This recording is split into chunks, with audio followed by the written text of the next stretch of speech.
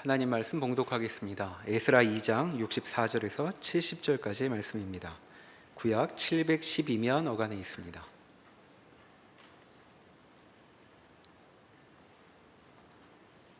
(64절부터의) 말씀을 봉독하겠습니다. 온 회중의 합계가 42,360명이요 그 외에 남종과 여종이 7,337명이요 노래하는 남녀가 200명이요 말이 736이요 노새가 245요 낙타가 435요 나귀가 6,720이었더라. 어떤 족장들이 예루살렘에 있는 여호와의 성전터에 이르러 하나님의 전을 그곳에 다시 건축하려고 예물을 기쁘게 드리되 힘 잘하는 대로 공사하는 금고에 드리니 금이 6만 1,000다리기요 은이 5천만에요 제사장의 옷이 100벌이었더라.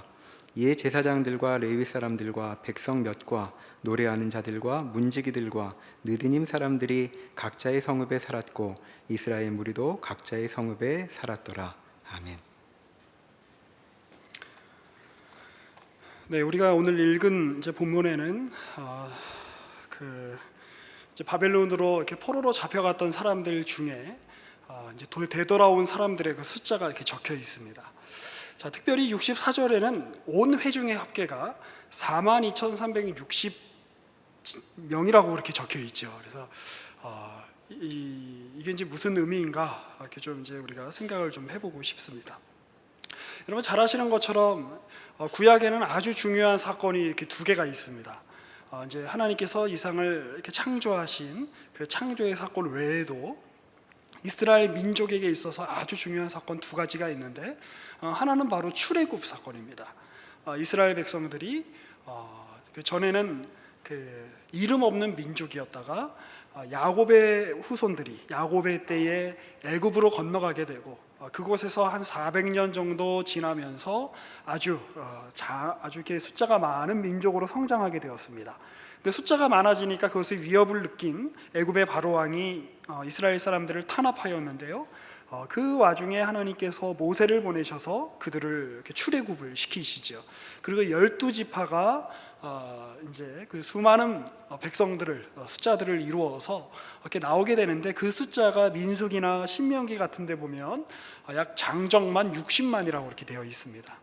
그리고 이스라엘은 여호수아를 통해서 가나안 땅에 들어와 그 자신들의 땅을 이제 분배를 받고 사사 시대를 거치고 왕정 시대를 거치죠. 그러면서 이스라엘이 더 많아지고 강대해진 것이 아니라 그들은 자신들의 힘으로 그 자기의 스스로의 안녕과 스스로의 어떤 안전을 추구했기 때문에 그리고 바알을 섬기고 아세라를 섬기고 각종 우상들을 음란하게 섬겼기 때문에 하나님께서 그들을 이방인의 손에 넘기십니다. 그래서 북이스라엘은 BC 721년에 아수르에 그리고 남유다는 BC 587년에 바벨론에 의해서 멸망이 되죠. 근데 나라가 멸망이 되면서 이 모든 것이 다 끝나는 줄 알았는데 오히려 이 구약 성경의 대부분은 그때를 중심으로 하여서 쓰여졌다는 것을 기억할 필요가 있습니다. 나라가 이미 멸망하기 전에는 너희 나라가 멸망하게 될 것이다, 북이스라엘이 멸망할 거다, 남유다가 멸망할 거다 라고 하는 선지자들의 예언이 쏟아져 나오기 시작합니다. 그 예언을 모아놓은 것이 바로 선지서들이죠. 그리고 그곳에 가서 그들은 자신들의 역사를 되돌아봅니다. 왜 우리에게 이런 일이 이렇게 벌어졌는가? 왜 우리가 하나님의 택한 백성인데 아브라함을 통해서 모세를 통해서 하나님이 우리를 선택하셨음에도 불구하고 왜 우리는 이 바벨론의 포로로 잡혀올 수밖에 없었는가? 이것에 대한 고민들이 담겨있는 책이 바로 열왕기 상하 같은 역사서입니다. 그리고 역시 이 역대의 상하도 그러한 맥락에서 쓰여진 책입니다.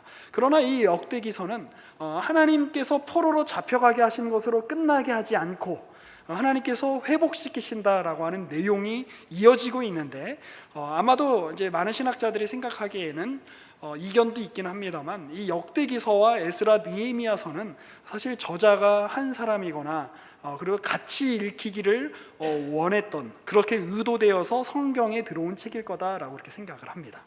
자, 그리고 그 회복의 역사를 보여주는 게 바로 에스라와 느헤미야서다라고 하는 것이죠.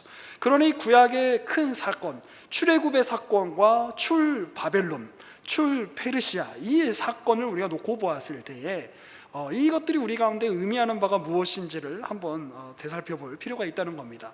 그런데 처음에 출애굽과 비교해 봤을 때 지금 이스라엘 백성들이, 유다의 백성들이 나오는 장면들은 사실 너무나 초라하게 그지없습니다. 각 지파의 그 숫자들의 수도 너무나 작고, 한번 2장 2절을 한번 보실까요? 2장 2절입니다. 옛적에 바벨론 왕 느부갓네살에게 잡혀서 바벨론으로 간 사람 중에 돌아온 사람들이 이런 사람들이 있는데, 2절에 보면 스룹바벨과 예수아와 느헤미야와 스라야와 등등등 하면서 11명의 이제 그 숫자가 나옵니다. 그런데 이제 아마도 이 내용은 그 이제 느헤미야서 7장에 나오는 그 내용과 비교해 봤을 때에 지금 여기에는 11명이 나오지만 비슷한 내용이, 똑같은 내용이 약간 이름이 바뀌어서 느헤미야서 7장에도 나옵니다.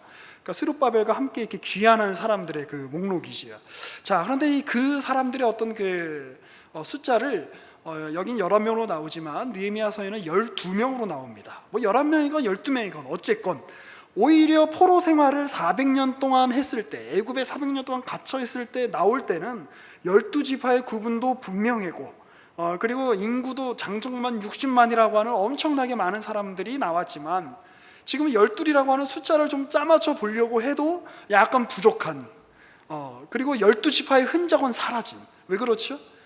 이스라엘이 그 르호보암 왕 시절에 남유다와 북이스라엘로 나뉘어질 때, 남유다에는 유다 지파와 베냐민 지파만 남게 되었고, 북이스라엘 나머지 10개 지파가 북이스라엘로 갔기 때문입니다. 그리고 북이스라엘은 아수르에 의해서 멸망하고 난 후에 아수르 지역으로 흩어지거나 다른 지역에 있던 이방 민족들이 이 북이스라엘 지역으로 와서 통혼을 하는 바람에 정체성이 섞이게 되고, 그 민족적인 그리고 그 지파의 성격이 희미해지게 되죠. 그리고 대부분의 사람들은 남쪽의 왕이었던 그 요시야가 개혁을 일으켰을 때에 바로 대부분 유다 지역으로 흡수가 됩니다. 그러니까 하나님께서 야곱을 통해서 복 주시고, 아브라함을 통해서 복 주시고, 이스라엘 12지파를 통해서 내가 일할 것이다 라고 말씀하셨던 그 12지파의 흔적이 굉장히 모호하게 된 것이죠. 그리고 그런 상태로 신약까지 이어지게 됩니다. 그러니까 이스라엘 지파는 원래 12지파인데 지금 눈에 띄게 확인할 수 있는 거는 유다 지파, 베냐민 지파, 그리고 예배를 담당하는 레위 지파 정도였다라고 하는 것이죠. 자, 그리고 이제 그들의 그 후손들의 숫자를 이렇게 이야기해주고 있는데 이렇게 많은 숫자들이 아닙니다. 그래서 쭉 그 숫자에 어떤 후손들의 몇 명이 있고 어떤 후손들의 몇 명이 있고 이런 그 내용들이 쭉 이제 적힌 다음에, 또 심지어 이제 어떤 그 사람들도 있냐면 59절부터 한번 보실까요? 델메나와 델하르사와 그룹과 아단과 인멜에서 올라온 자가 있으나, 이 이제 앞에 있는 이름들은 아마 바벨론에 잘 알려지지 않은 지명이라고 이제 생각이 됩니다. 그러니까 잘 익숙하지 않은 동네들이죠. 거기서 나는 유대인입니다, 나는 제사장의 후손입니다 라고 하면서 올라온 사람들이 있었는데, 그들의 조상의 가문과 선조가 이스라엘에 속하였는지 밝힐 수가 없는 겁니다. 워낙 시간이 오래 흘렀기 때문에 자기들은 우리는 제사장 가문의 후손입니다 라고 이야기해 주지만 명확한 계보가 없어서 이 사람들을 어떻게 처리를 해야 될까라고 고민하던 그런 흔적이 여기 있는 것이죠. 그래서 62절에 보시면 이 사람들은 계보 중에서 자기 이름을 찾아도 얻지 못하므로 그들을 부정하게 여겨 제사장의 직분을 행하지 못하게 했다라고 하는 것입니다. 그리고 방백이 그들에게 명령하여 우림과 둠밈, 이것은 이제 제사장들이 하나님의 뜻을 이제 알아볼 때 쳤던, 그 점을 쳤던 어떤 도구들입니다. 이 가진 제사장이 일어나기 전에는 지성물을 먹지 말아라. 이제 하나님께 올려진 이 곡식이나 제물들은 제사장들만이 먹을 수 있는데, 지금 너희는 계보가 약간 불명확하다, 정확하지 않으니 하나님의 뜻을 온전히 물을 수 있는 때가 오기 전까지는 너희는 하나님께 바쳐진 것을 먹지 말아라, 그런 뜻입니다. 그러니 얼마나 초라한 모습입니까? 인원이 뭐 한 그 4만 몇 명이 이렇게 올라왔는데, 그 중에 이 사람들이 진짜 이스라엘 사람들인지 아닌지, 계보가 정확한지 애매하다라는 거예요. 어디서 왔는지, 바벨론에서 포로 생활하면서 이게 지금 어떻게 지금 족보가 섞였는지. 자, 그뿐만이 아니죠. 65절에 보면 그 외에 남종과 여종이 굉장히 높은 비율의 종들이 왔습니다. 그러니까 이제 전체 온 회중의 합계가 42,360명인데 아마 이제 별도로 지금 이제 숫자를 기술하고 있는 것 같은데, 어찌됐건 7,337명이 종으로 왔다는 것은 이 온 회중들이 약간 그 종들을 부릴 만큼 어느 정도의 지위에 있는 사람들이었다는 것을 이렇게 보여주지요. 그리고 또 어떤 한 가지를 우리는 더 생각을 해볼 수가 있습니다. 조금 있다가 그 말씀을 드리도록 하겠습니다. 자, 그리고 이제 뭐 나귀도 이제 뭐 몇 마리고, 뭐 노래하는 남녀가 또 한 200명쯤 왔고, 여기서 노래하는 남녀도 그 원어를 이렇게 살펴봤을 때에 하나님을 노래하는 그런 남녀가 아니라 그 당시에 그냥 바벨론에서 그냥 통속적인 노래를 부르던 잔치 때 노래를 부르던 사람들이 아닐까라고 추정합니다. 그러니까 약간 이런 표현을 하면 좀 그렇지만, 하나님의 선민이라고 모여서 이제 성전을 지어야 되는데 인력도 부족하고, 약간 모인 사람들도 이거 약간 이렇게 어중이 떠중이 같은 사람들이 약간 이렇게 모여 있는 거 아니냐라는 그런 지금 뉘앙스를 지금 이제 보여주고 있습니다. 자, 어찌 됐건 이들에게는 미션이 있었습니다. 임무가 있었습니다. 68절입니다. 어떤 족장들이 예루살렘에 있는 여호와의 성전 터에 이르러 하나님의 전을 그곳에 다시 건축하려고 예물을 드리는 것입니다. 비록 지금 우리가 숫자가 많지 않지만, 비록 우리가 지금은 굉장히 연약한 상황 가운데 있지만, 포로로 돌아왔기 때문에 족보도 제대로 정돈이 안 돼 있고 지금 뭐 여러 가지 상황이 어수선하고 이런 상황이지만, 우리는 해야 할 일이 있다라고 하는 거죠. 성전을 지어야 된다는 거죠. 그런데 이 만들어진 성전은 예전에 그 솔로몬 때 지었던 성전에 비교하면 나중에 이제 학개서라든지 또 이제 그 이후에 이제 말씀들을 이렇게 쭉 보면 매우 초라했을 것으로 추정이 됩니다. 그러니까 굉장히 이게 뭔가 싶은 상황인 거죠. 이게 뭔가. 하나님이 우리에게 주신 약속은 이게 다 뭔가. 옛날에 그 솔로몬 성전에 얼마나 금으로 번쩍번쩍했습니까? 그 찬란한 그런 모습들을 우리가 예전에 살펴본 적이 있습니다. 그런데 이제 뭐 남은 게 몇 개 없는 거예요. 이렇게 방패 몇 개 있고, 그릇 몇 개 있고, 이런 것들로 어떻게 옛날에 그 찬란했던 영광을 회복할 수 있을 것인가. 매우 쉽지 않은 상황이었을 거다라고 추정이 됩니다. 자, 그런데 성경의 놀라운 점이 여기에 있습니다. 그 20세기의 유명한 신학자 중에 한 명이었던 게르하르트 폰 라트라고 하는 사람이 있습니다. 이 사람이 했던 말 중에 구약은 역사서다라고 하는 말이 있습니다. 구약은 역사책이다. 굉장히 기억해야 될 말이라고 생각이 됩니다. 이 구약의 역사는 일어난 사실입니다. 요즘 우리 목사님이 강조하시듯이. 근데 이 일어난 사실들을 그대로 여기에 적어 놓았다는 것이 매우 중요합니다. 꾸미지 않았다는 것이죠. 만약에 제가 이 에스라서의 저자였다면, 그리고 후대에게 우리 이스라엘 민족이 굉장히 훌륭한 민족이야 라는 것을 알려주기 위한 목적으로 이것들을 만들었다면, 저는 이렇게 초라하게 적어놓지 않았을 겁니다. 매우 화려하고 그리고 아주 기이한 일들을 섞어서 놀라운 일들이 일어났어 라고 이렇게 적어놓을 겁니다. 그러나 지금 에스라서는 담담하게 그 내용들을 기술하고 있습니다. 마치 사사기에 그렇게 극악무도한 제약의 그런 현장들을 감정 다 빼고 담담하게 기술했던 것처럼, 성경은 그렇게 일어난 일들을 담담하게 기술하고 있는 거죠. 그런데 담담하게 일어난 현실들을 과장하지 않고 형용사로 덧붙이지 않고 포장하지 않고 기술하고 있을 뿐인데, 이게 현실이 엄청나게 묵직한 거죠. 현실이 기가 막힌 현실이다라고 하는 거죠. 자, 그런데 이들은 그 자신들에게 일어난 역사적인 현실에 대해서 그들은 받아들였다라고 하는 것입니다. 그래, 우리 12지파 어디 갔는지 다 모르겠다. 좀 구색을 맞춰서 사람들을 좀 이렇게 맞춰보려고 해도 잘 안 나온다. 우리 회중에 섞인 사람들 중에 순수하게 우리 혈통이 아닌 사람들 있다. 그런데 중요한 것은 우리가 포로 시대를 갔다 오면서 깨닫게 된 것이 있다.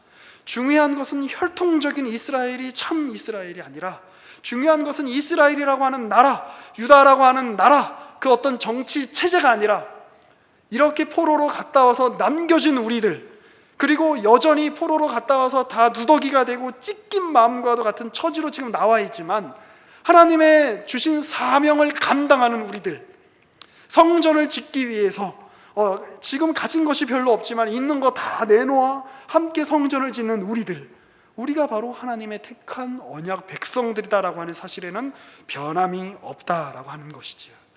이것이 바로 이스라엘이 그들의 그 역사를 통해서 그들의 역사를 부끄러운 역사까지도 이렇게 기술하는 그 이스라엘 역사 기술의 굉장히 뭐랄까요, 경이로운 점입니다. 여러분, 어느 나라의 역사가 자기 나라가 망한 것을 이렇게 자세하게 기록한단 말입니까? 어느 나라의 역사가 자기 나라가 어디 포로로 잡혀갔던 것들을 이렇게 깊이 있게 되새기고 또 반복하고 또 되새긴단 말입니까? 그리고 이들이 자신들의 민족적 정체성을 기억할 때에 그들은 항상 기억했던 것이 있습니다. 그것은 바로 우리가 하나님께 범죄한 사람이었다라고 하는 것입니다. 시편 106편 말씀을 한번 살펴보겠습니다.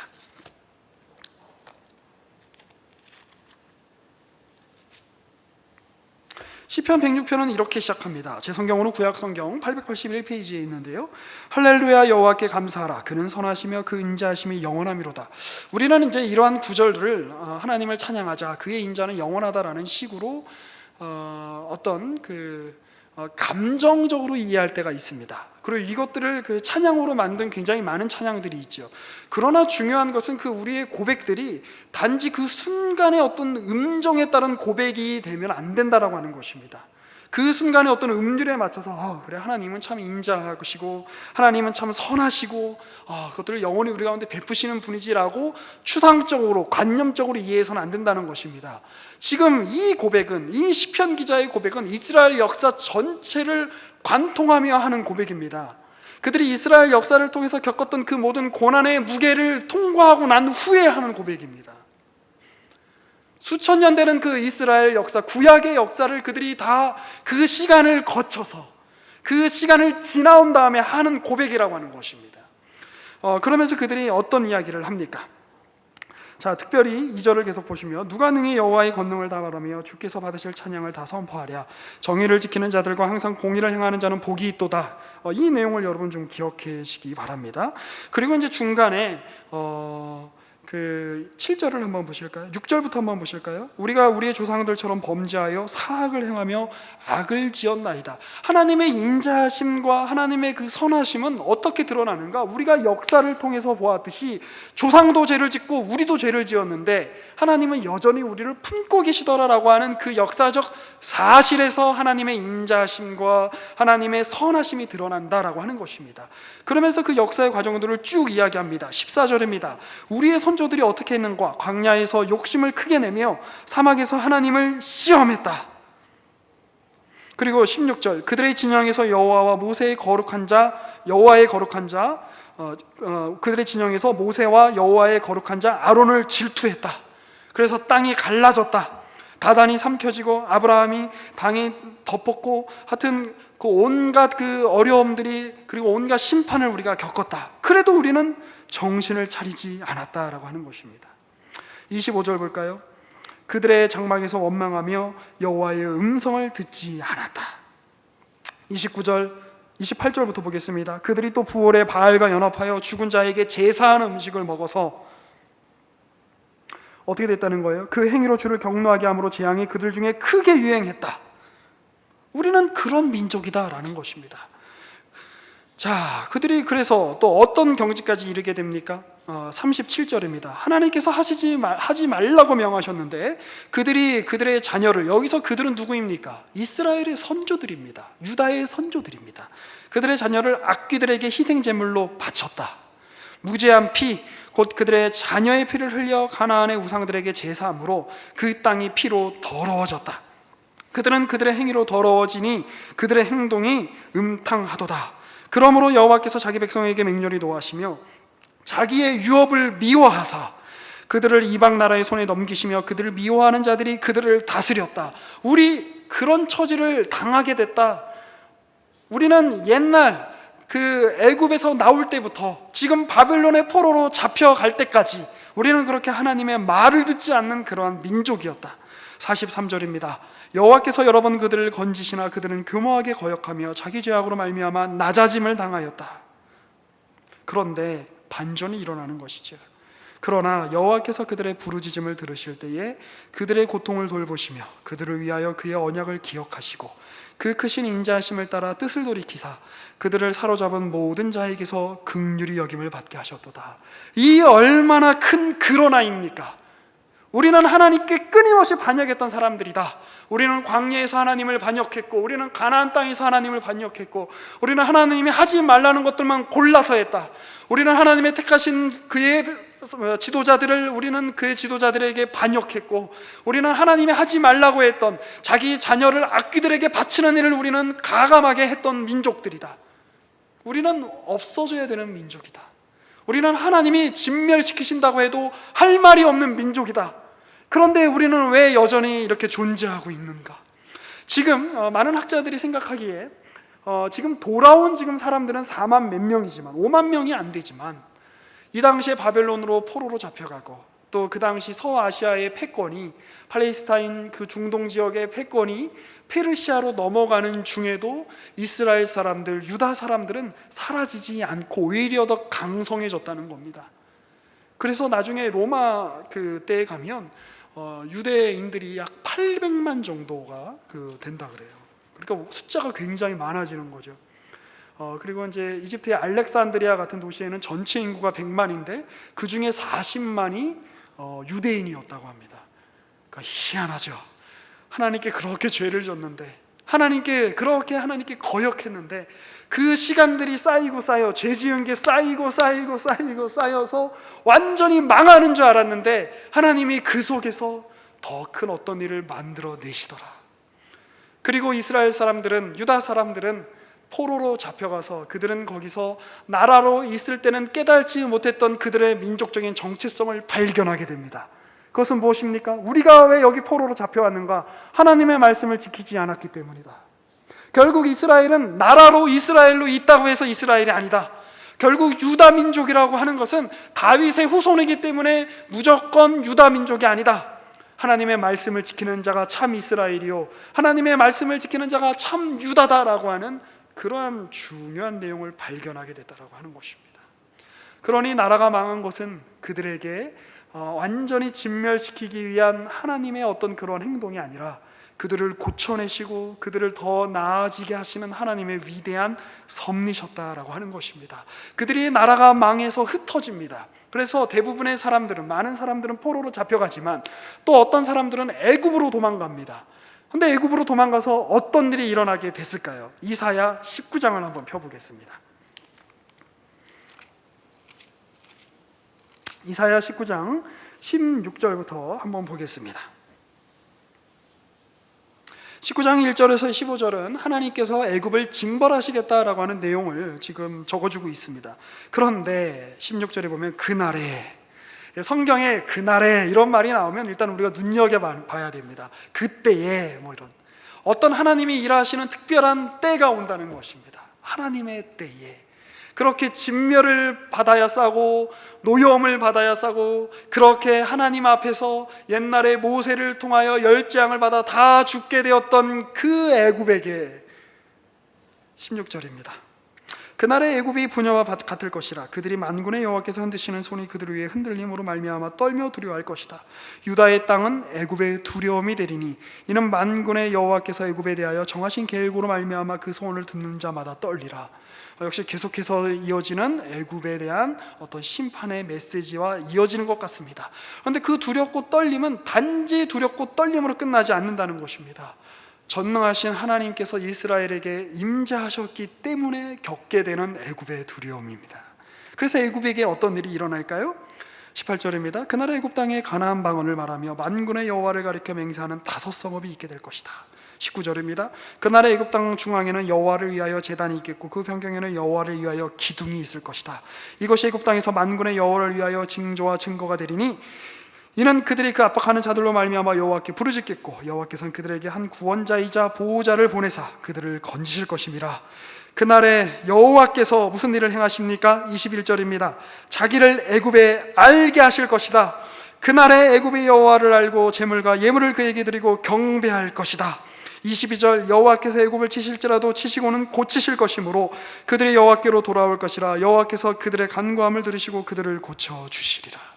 하나님께서는 이스라엘 사람들이 애굽으로 도망치게 하심으로 그곳에도 하나님을 섬기는 단이 생기게 하셨다는 것입니다. 온갖 우상들이 판치는 그곳에 하나님께서는 이스라엘 사람들을 바벨론으로, 애굽으로, 아수르로 보내셔서 그들은 나라가 망하여 쫓겨나 우리가 다 죽게 되었구나, 하나님이 우리를 치심으로 우리는 이제 끝장났구나라는 경험을 하게 되지만 그들은 그곳에 다 흩어져서 뿔뿔이 흩어져서 민들레씨처럼 훨훨 날아서 그곳에서 하나님을 섬기는 단을 쌓게 되고, 그곳에서 하나님의 이름을 드러내는, 하나님의 아브라함을 처음 부르셨을 때에 이스라엘에게 주셨던 그 사명과 목적, 땅의 모든 민족이 너를 인하여 복을 얻을 것이니라 라고 말씀하시는 그 목적을 하나님은 이루고야 마신다라고 하는 것입니다.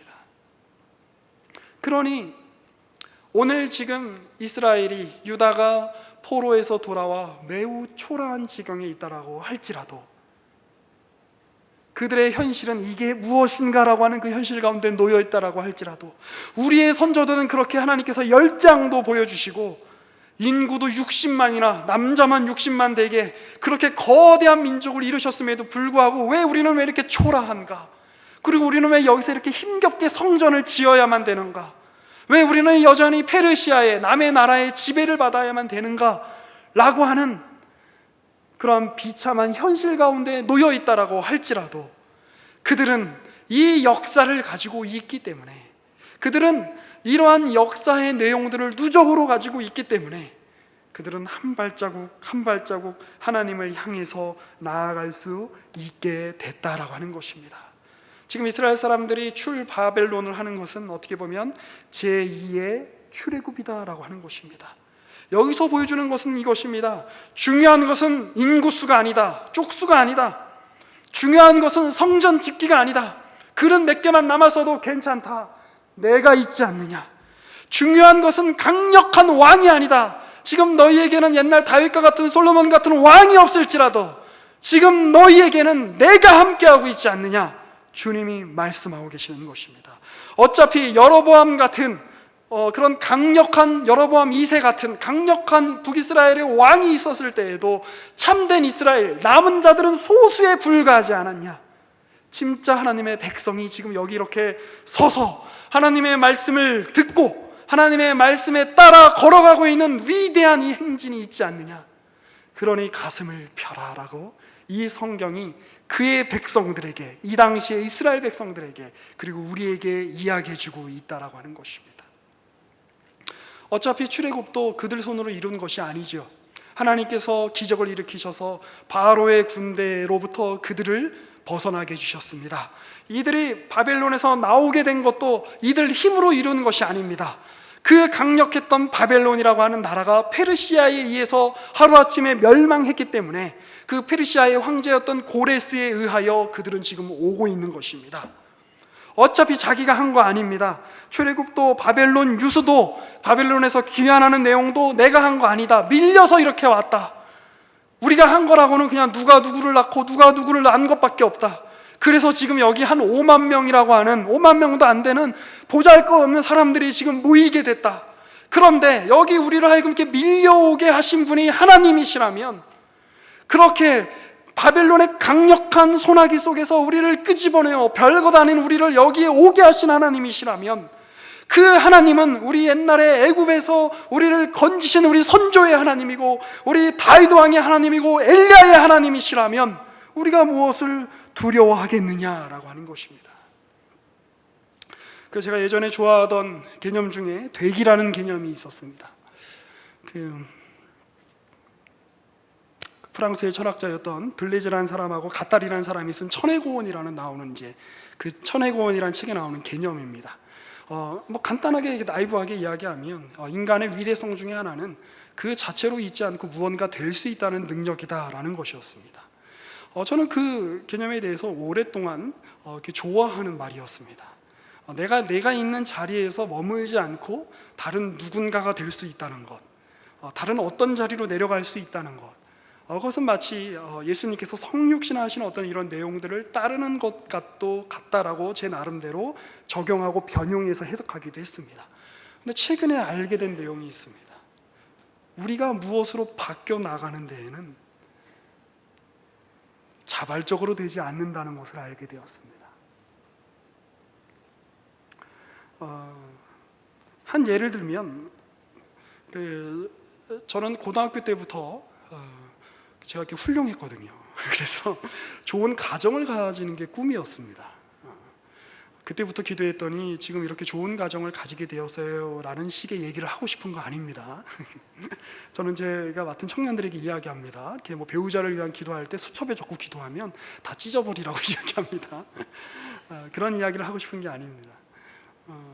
그리고 이제 만나 이렇게 어떤 제가 이제 전도사로 또 오래 사역을 했으니까 이렇게 설교를 할 때나 아니 청년들하고 이야기를 할 때 나는 좋은 가정에 대한 꿈이 있습니다. 좋은 가정을 꾸리고 싶습니다라고 이야기했습니다. 그런데 저는 제가 그런 의도를 가져서 결혼을 한 줄 알았고 이렇게 가정을 꾸리게 된 줄 알았더니 그게 아니었다라는 것을 알게 되었습니다. 만일 우리 아내가 저를 구제해 주지 않았다면 저는 절대로 가정이라는 걸 형성할 수 없었을 겁니다. 만약에 저희 아이가 태어나 주지 않았다면 그래서 저희 아이가 지금 이렇게 잘 자라주지 않았다면 저는 좋은 아버지가 되고 싶어도 아버지가 될 수 없었을 것입니다. 물론 때로는 원망의 마음이 들 때가 있습니다. 내가 그때 만났던 그 수많은 자매들 중에 왜 하필 우리 아내를 만나서 내가 지금 이러한 삶의 자리에 처하게 되었는가, 왜 하나님은 나에게 이런 고난을 허락하시는가, 뭐 이제 이런 생각이 들 때가 있습니다만 그렇게 밀려서 오게 된 겁니다. 그때 제가 저희 아내를 만날 때 왜 그랬나 싶어요. 한 1년 정도는 그 뇌에서 도파민이 무지하게 분비됐던 것 같아요. 그 정상적인 판단이 안 되는 거죠. 그래서 어쩌다 보니까 결혼까지 하게 됐습니다. 제가 하려고 한 게 아니라 할 수밖에 없어서 했습니다. 근데 가만히 생각해 보니까 그렇습니다. 저는 또 오랫동안 좋은 목사가 되는 게 꿈이었습니다. 근데 일단 목사가 되려면 목사 안수를 받아야죠.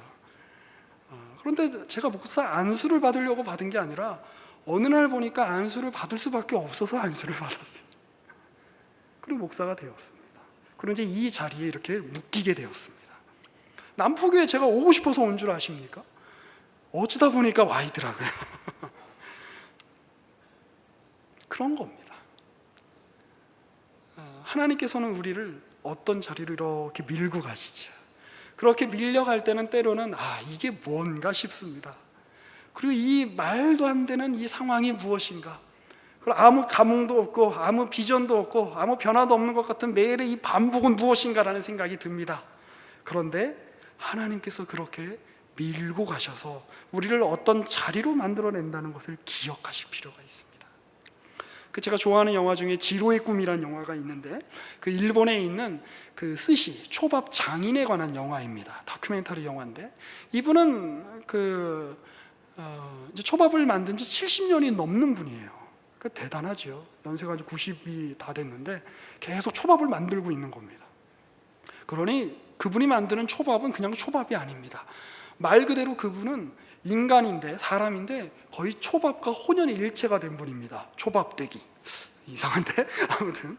자, 그런데 그분이 어떻게 해서 그런 놀라운 경지에 이렇게 됐을까요? 그러니까 인간의 위대성이죠. 초밥이라고 하는 것은 그냥 하나에 먹으면 끝나는 그냥 물질에 불과한데, 한 인간이 거기에다가 자신의 시간을 걸고 자신의 정열을 걸고 모든 것을 쏟게 되면 그 초밥이 초밥의 어떤 이상의 무언가를 보여주게 되더라라고 하는 거지요. 초밥만 그렇습니까? 그림도 그렇지요. 예술도 그렇지요. 어떤 영역이든 마찬가지입니다. 그런데 그분은 어떻게 해서 그 경지에 이르게 되었을까요? 딴 거 없죠. 할 게 없어서 초밥을 만들기 시작한 겁니다. 젊을 때, 10대 때. 그리고 어디 다른 거 할 일이 없어서 배운 게 도둑질이라고 그냥 계속 초밥을 만든 겁니다. 1년 만들고 10년 만들고 30년 만들고 50년 만들고 한 70년쯤 만들었더니 모든 세계에서 다 한 번씩은 먹어보고 싶어하는 초밥의 대가가 되었습니다. 이겁니다. 이스라엘의 역사를 보면 무지무지한 반복이 일어납니다. 죄를 짓고 다시 회개하고 하나님 회복시키시면 또 죄를 짓고, 도대체 이게 뭔가. 그래서 심지어 바벨론으로 포로를 한번 갔다 오잖아요. 그랬는데도 이 사람들 나중에 보면 정신을 제대로 못 차립니다. 성전 짓고 또 정신 못 차려서 또 어려움을 겪고 성전 무너지고 또 다시 누군가가 성전을 짓고, 그래서 예수님이 오시기까지 그런 일이 일어나는 것입니다. 그런데 그것들이 보여주는 것이 무엇인가요? 그 순간순간마다 하나님이 우리를 몰고 가셔서, 하나님이 우리를 그 처지로 확 내미셔서 만드시는 어떤 내용이 있다라고 하는 것입니다. 그러니 여러분, 자신의 어떤 실패의 역사, 자신들의 민족의 과거의 역사, 어떤 부끄러운 역사를 외면하지 않고 그대로 수긍하고 받았던 이스라엘 사람들처럼 그래, 이게 우리 역사다. 우리 선조들이 죄를 지었다. 우리 아버지가 누구고 우리 할아버지가 누구고 그 할아버지의 할아버지가 누구다. 그 족보에 나오는 거 아니에요. 우리 그렇게 해서 지금 이 자리에 떠밀려 왔다. 내가 원해서 온 거 아니다. 나는 바빌론 사람으로 태어났으면 더 좋을 뻔했다. 페르시아 백성으로 태어나면 더 좋을 뻔했다. 그런데 하필 이스라엘 사람으로 태어나서 유다 사람으로 태어나서 온갖 어려움을 겪었고 할아버지도 어려움을 겪었고 아버지도 어려움을 겪었는데 나도 어려움을 겪었다. 그런데 그게 뭐 어떻단 말이냐, 이 이야기입니다. 하나님이 우리와 함께 하시지 않냐. 우리 조상들이 어려움을 겪었지만 그 속에서도 하나님이 일하셨던 것처럼 우리는 그 기억을 역사의 누적을 통해서 우리는 가지고 있다. 그 경험이 있다. 그러니 오늘 우리는 막막하지만, 미래가 막막하지만 그 지난 과거를 돌이켜 봤을 때 하나님이 그렇게 일하셨던 것처럼 오늘 나에게도 일하실 거라고 믿는다. 그리고 나는 그런 마음으로 오늘 성전 지을 헌금을 낸다. 오늘 나는 이미 바벨론에서 50년 이상, 70년 이상 살았기 때문에 그쪽 생활이 더 좋았을 거예요. 그런데 나는 그 생활 접고 하나님이 성전 지으라고 돌아오라고 명령하는 예루살렘으로 난 다시 돌아온다. 왜? 나는 이스라엘이니까. 나는 유다니까. 여러분의 인생도 그런 관점에서 바라보지 않으시겠습니까? 우리 지금 현실을 바라보면 막막할 뿐입니다. 마치 흑백 사진 같습니다. 모노톤이죠. 이게 무슨 일이 일어나나, 아무 감흥도 없고 아무 기대도 없고 허무와 이 시무룩한 그 표정을 지을 수밖에 없는, 그래서 얼굴들이 다 지금 허무룩하시잖아요. 이렇게 보면 이게 뭔가. 화성남 한번 가면 내가 좋은 사람 만나서 결혼할 줄 알았는데 벌써 화성남 한 지 몇 년 지났잖아요. 근데 아직도 지금 나는 동일한 지금 현실 속에 있고, 뭔가 나는 내가 열심히 기도하고 하면 이렇게 좀 나아질 거라 생각했는데 여전히 취직은 안 되고 있고 여전히 생활은 막막하고 이게 뭔가 이러고 나와 있잖아요. 그렇죠? 그런데 여기에 성경이라고 하는 역사를 아는 자의 늠름함을 보이시란 말입니다. 괜찮다. 이스라엘 사람들도 이 과정 다 겪었다. 하나님 그러나 그 속에서 망하지 않게 하신다. 그래서 아브라함의 경험이 나의 경험이 되게 하시고 야곱의 경험이 나의 경험이 되게 하시고 에스라의 경험이 나의 경험이 되게 하신다. 그 하나님이 지금 나와 함께 하신다라는 시점으로 과거의 역사를 통해서 오늘을 봐야 한다는 것입니다. 그리고 또 우리가 언젠가 살펴보겠습니다만 이 성경의 관점은 과거에만 머물지 않습니다. 삼중적이죠. 과거, 현재, 미래. 앞으로 하나님이 가지고 오실 놀라운 미래가 있다. 그리고 그것은 예수 그리스도로 말미암아 성취된다는 게 성경의 내용입니다. 그리고 신약에 우리는 다시 오실 예수님에 대한 기대가 있습니다. 그러니 오늘의 나는 비록 찌질하다라고 할지라도 몇 주 전에 우리 청년 이브에 어떤 청년이 그런 얘기 하더라고요. 자기 삶을 보면 둘 중에 하나래요. 한강에 가서 다리에서 뛰어내리든가 아니면 로또가 맞기를 기대하든가, 둘 중에 하나밖에는 기대할 게 없어요. 이렇게 이야기하는데 제 마음이 그 이야기를 듣고 참 이렇게 마음이 짠했습니다. 사실 그게 우리 심정이죠. 별로 나아질 게 없을 것 같은. 아닙니다. 지금 우리를 보면 흑백으로밖에 안 보이지만, 1차원적으로밖에 안 보이지만 전에 일하셨던 하나님, 그리고 우리를 부활의 영광으로 부르실 하나님의 그 종말론적인 소망을 가지고 지금 오늘 현재의 여러분들을 비춰보십시오. 오늘 현재는 그래서 의미 없이 흘러가는 허무룩해질 수밖에 없는 현실이 아니라 찬란하게 빛나는 하나님이 일하시는 오늘입니다. 여러분은 단지 포로에서 돌아온 사람이 아니라 여러분은 단지 삶의 세파 속에서, 삶의 여러 가지 무시무시한 짐승과도 같은 어떤 그러한 삶의 현실 속에서 상처 입은 영혼에 불과한 것이 아니라 오늘 여러분 하나님의 군사로 위대하게 서시는 바로 여러분들은 유다요, 여러분들은 참 이스라엘이요, 여러분들은 참된 그리스도의 몸이라고 하는 사실을 기억하시기 바랍니다. 그러니 오늘 우리에게 주어진 일을 담담하게, 밖에서 어떤 난리가 일어나도 아무렇지 않은 것처럼 이 자리에 나와서 예배를 하십시오. 아무렇지 않은 것처럼 이 자리에 나와서 예배 찬양 인도자로 서시고, 아무렇지 않은 것처럼 조장으로 서시고, 우리 다음 주에 이제 우리 봉사하지요. 이제 선거할 때 봉사할 때 그 전날 여러분에게 어떤 일이 생길지는 전 잘 몰라요. 그런데 그 전날 비록 내가 짝사랑했던 오빠에게 퇴짜를 맞는 날이 있었다라고 할지라도, 내가 그토록 오랫동안 공을 들였던 자매가 다른 형제에게 가는 일이 벌어진다라고 할지라도 아무렇지 않게 늠름하게 투표함을 지키고 서 계시는 여러분이 되시기를 주님의 이름으로 축복합니다. 기도하겠습니다. 살아계신 하나님, 우리의 현실은 만만치 않습니다. 마치 에스라 시대에 에스라가 기록했던 포로 생활에서 귀환했던 사람들처럼 우리는 초라하고, 우리는 막막하고, 우리는 앞으로 어떻게 나아가야 할지 우리에게 주어진 조건은 너무나도 안 좋아 보입니다. 그러나 하나님은 그 속에서도 일하시며, 아니 그 속에서 세상은 만들어낼 수 없는 고귀한 가치들을 우리의 삶에서 만들어내시는 줄로 믿습니다. 그러나 하나님, 우리의 얼굴을 피게 하여 주시옵소서. 우리의 얼굴에서 하나님께서만 주실 수 있는, 믿는 자만 누릴 수 있는 미소가 흘러나오게 하여 주시옵소서. 그러나 하나님, 우리의 가슴을 피게 하여 주시옵소서. 하나님, 우리의 태도에 늠름함이 풍겨져 나올 수 있도록, 배어져 나올 수 있도록 주의 성령께서 우리에게 용기와 희망을 더하여 주시옵소서. 우리는 하나님의 백성이기 때문에 그렇습니다. 감사드리며 예수님의 이름으로 기도합니다. 아멘.